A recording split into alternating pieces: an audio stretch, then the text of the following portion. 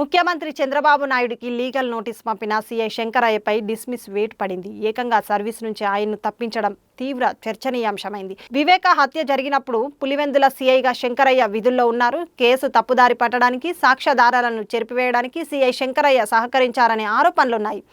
ఇవన్నీ ఒక ఎత్తు. కొన్ని నెలల క్రితం సీఎం చంద్రబాబుకు సీఐ శంకరయ్య లీగల్ నోటీసు పంపి ఆశ్చర్యపరిచారు. హత్య కేసులో నిందితులకి సహకరించి ప్రమోషన్ పొందినట్టు సీఎం చంద్రబాబు ఆరోపించడాన్ని సీఐ తప్పుపట్టారు. అసలు ఇలాంటిదేమీ లేదని, తన పరువు భంగం కలిగించేలా చంద్రబాబు మాట్లాడుతున్నారని సీఐ ఆగ్రహం వ్యక్తం చేశారు.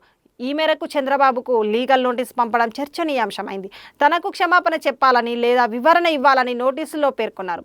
లేని పక్షంలో 1.45 కోట్ల పరువు నష్ట పరిహారం చెల్లించాలని కోరుతూ దావా వేస్తానని సీఎం చంద్రబాబును సీఐ శంకరయ్య హెచ్చరించారు.